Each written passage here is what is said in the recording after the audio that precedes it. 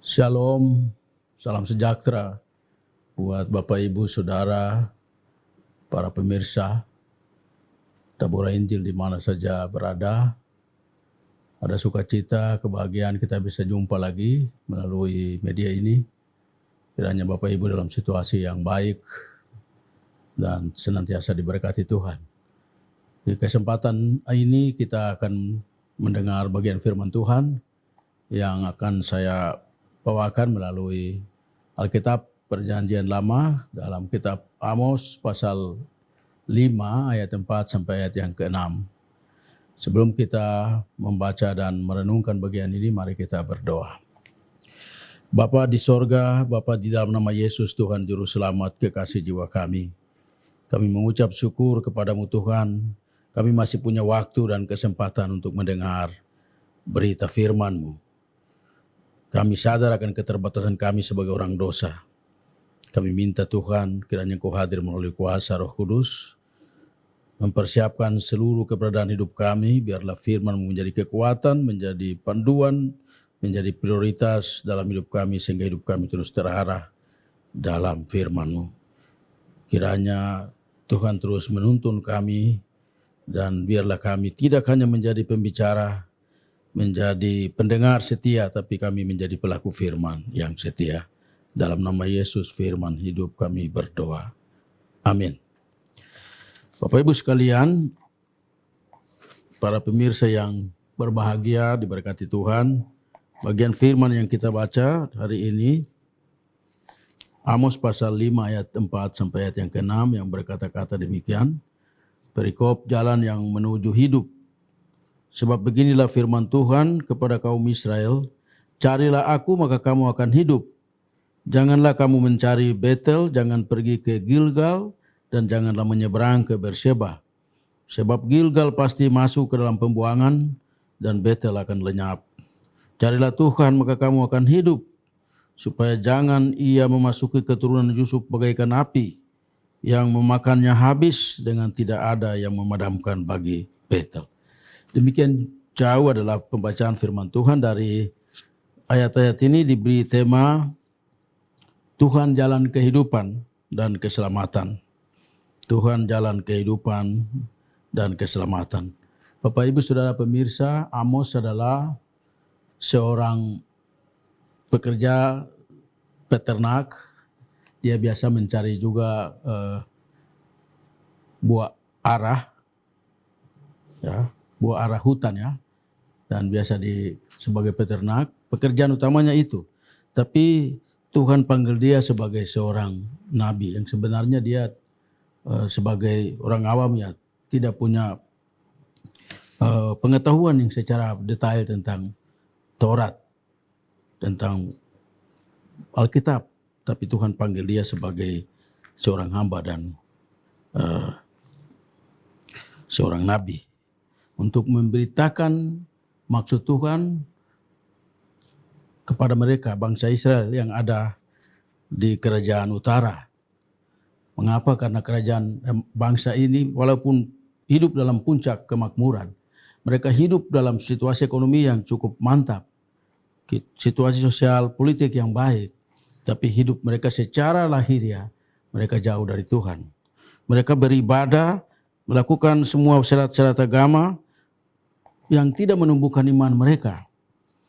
Justru mereka hanya melakukan sekedar untuk menutupi bagaimana menunjukkan mereka sebagai orang-orang yang percaya Tuhan. Dan oleh karena itu Amos dipanggil untuk menyampaikan apa yang ingin Tuhan sampaikan kepada mereka. Tuhan ingin menegur mereka dari dosa-dosa pelanggaran mereka, dari dosa keberhalaan mereka. Dan oleh karena itu Tuhan Allah menyampaikan kepada Amos untuk meneruskan, carilah Tuhan, carilah Tuhan, carilah aku, maka kamu akan hidup. Jika mereka tidak bertobat, mereka tidak berbalik, maka ada hukuman yang akan melanda mereka seperti terungkap dalam pasal 5 ayat 1 sampai 3. Mereka akan menjadi tawanan bangsa Asyur. Mereka akan seperti mayat yang terkapar dan dibiarkan membusuk. Supaya mereka tidak dihukum, maka mereka harus berbalik, harus bertobat dan tetap hidup. Mereka cari Tuhan, bukan karena Tuhan hilang. Tuhan tidak pernah hilang. Tuhan berada di tempatnya. Kita yang sedang terhilang. Kita yang sering tercecer dari kandang. Kita yang tersesat. Jadi harus balik, harus bertobat dan datang kepada Tuhan. Cari Tuhan. Dalam terjemahan lain dikatakan pandanglah Tuhan, lihatlah Tuhan. Kembalilah kepada Tuhan.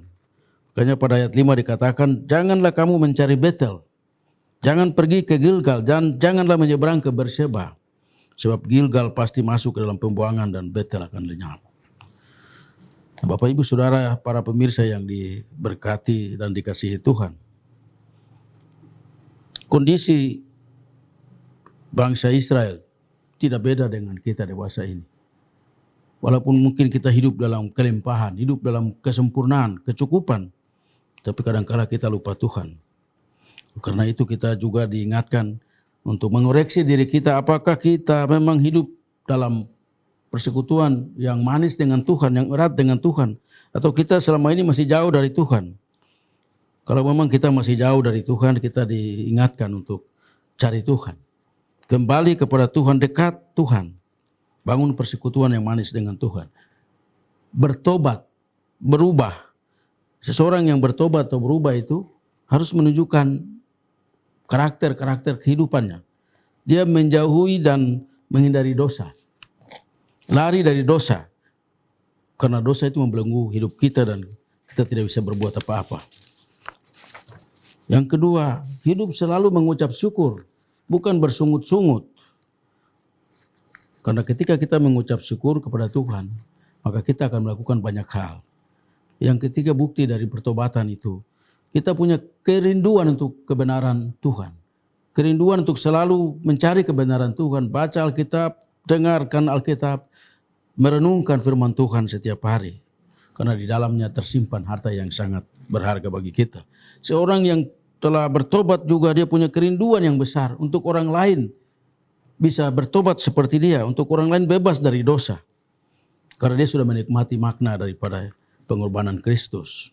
Dan orang yang bertobat juga dia punya kerinduan untuk selalu bersekutu, bukan cuma berkumpul. Bersekutu artinya ikut merasakan, ikut membagi apa yang menjadi bagian dalam persekutuan itu. Saling menghargai dan menghormati, saling berbagi. Oleh karena itu Bapak Ibu Saudara, melalui pemberitaan firman di kesempatan ini, dengan tema Tuhan adalah jalan kehidupan dan keselamatan, kita ingin diajak supaya mari kita koreksi hidup kita. Yesus berkata, akulah jalan kebenaran dan hidup. Tidak ada seorang pun yang datang kepada Bapa kecuali melalui aku. Yohanes 14 ayat 6. Datang kepada Tuhan. Tuhan adalah jalan kehidupan dan keselamatan. Oleh karena itu, pesan rohani bagi kita melalui firman Tuhan ini yang pertama, kita selalu mau mengoreksi diri. Kalau memang hidup masih di luar Tuhan, kita bertobat. Ubah hati yang memberontak jadi hati yang taat. Yang kedua, memang ada banyak pilihan sumber kekuatan kita. Tapi Allah adalah sumber daya kita yang utama. Tetap di dalam Tuhan. Yang ketiga, cari Allah. Bukan cari rumah Allah. Semua tempat yang istimewa dan ternama ada karena Tuhan menyatakan kemuliaan. Bukan Betel, bukan Gilgal, bukan Berseba. Betel, Gilgal, dan Berseba itu ketika ada kemuliaan Tuhan maka itu bermakna bagi umat Israel. Tapi ketika tidak ada lagi kemuliaan Tuhan maka itu hanya sekedar menjadi tempat bersejarah. Oleh karena itu cari Allah, bukan rumah Allah. Cari Allah. Dan bagian yang keempat, sumber berkat adalah Allah, bukan tempat kehadiran Allah. Sumber berkat adalah Allah, bukan tempat kehadiran Allah. Ada orang yang berkata, saya beribadah di tempat ini karena di sini saya dapat berkat melimpah. Saya beribadah di gereja ini karena nanti saya bisa mengubah hidup. Di sini ada mujizat. Mungkin ungkapan ini benar juga. Tapi dalam firman Tuhan dikatakan sumber berkat itu adalah Allah, bukan tempat memuja Allah. Oleh karena itu Yesus katakan kepada perempuan Samaria di pinggir sumur Yakub itu dalam Yohanes pasal 4 ayat 24 bahwa Allah itu roh dan barang siapa menyembah dia harus menyembahnya dalam roh dan kebenaran. Bukan tempat. bukan tempat kehadiran Allah, tapi sumber berkat adalah Allah, karena Allah adalah roh dan kebenaran. Maka carilah aku, kamu akan hidup. Tuhan jalan kehidupan dan keselamatan. Hari ini mari kita terus datang kepada Tuhan, karena Dia satu-satunya adalah jalan kehidupan dan keselamatan. Cari Yesus, letakkan pengharapanmu kepada Allah, karena Dia adalah kehidupan dan sekaligus adalah jalan keselamatan bagi kita. Tuhan berkati kita dengan firman-Nya. Amin. Mari kita berdoa. Bapa di sorga, kami mengucap syukur atas firman-Mu yang mengingatkan kami untuk selalu mencari Tuhan. Karena Tuhan adalah jalan kehidupan dan keselamatan. Ketika kami mengandalkan diri-diri kami, kemampuan kami, maka kami akan jauh dari Tuhan. Beri kami hati yang selalu mau dekat dengan Tuhan dan melekat dengan Tuhan. Karena disitulah kami menikmati kehidupan kekal dan keselamatan yang Tuhan sudah sediakan. Kalau hari-hari ini kami masih berada dalam kungkungan dosa, kejahatan, dan perilaku-perilaku yang tidak menyenangkan hati Tuhan, kami mohon ampun. Kiranya Tuhan mau sambut kami dalam sebuah pertobatan yang utuh, pertobatan sejati, bukan pertobatan yang semu. Kami balik dari jalan yang tidak Tuhan kehendaki. Biarlah Tuhan menyambut kami. Terima kasih Tuhan, sempurnakan firman-Mu dalam hidup kami. Biarlah firman-Mu menjadi kekuatan kami. Yang kami dengar hari ini, hari yang telah lalu, bahkan hari-hari yang akan datang. Biarlah firman-Mu selalu menjadi kekuatan bagi kami. Kami berdoa menyerahkan seluruh pelayanan melalui Tabura Injil, sebuah media yang dikemas oleh Badan Pekerja Klasis GKI Yapen Selatan. Tuhan berkati Bapak Ketua dan seluruh jajaran. Tuhan berkati kru yang bekerja untuk melayani Tuhan melalui pemberitaan ini. Biarlah pribadi dan keluarga mereka terus mendapat berkat dari Tuhan, sehingga mereka memberikan diri, waktu, dan tenaga untuk senantiasa bekerja dalam pelayanan melalui perenungan yang terus disampaikan dari mimbar ini, dari media Tabura Injil. Berkati para pemirsa, Bapak Ibu Saudara, dalam kehidupan mereka, dalam pekerjaan mereka, dalam usaha dan apa yang mereka lakukan, keluarga lepas keluarga, pribadi dan persekutuan.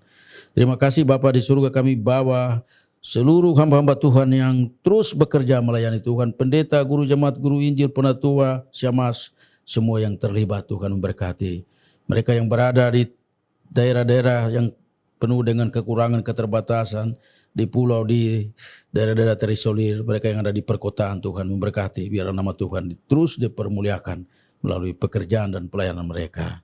Terima kasih Bapa di surga, ini doa kami, mohon ampun atas segala dosa kami, dan biarlah Tuhan mau sambut doa kami setuju dengan kehendak Tuhan, sehingga nama Tuhan saja yang dipermuliakan dalam hidup kami. Ampunkan dosa dan kesalahan kami, di dalam nama Yesus kami sudah berdoa, haleluya, amin. Bapak Ibu, demikian sajian firman Tuhan di kesempatan ini. Mari terus mengikuti dengan setia taburan firman Tuhan melalui Tabura Injil. Nama Tuhan dipermuliakan. Shalom, Tuhan memberkati kita.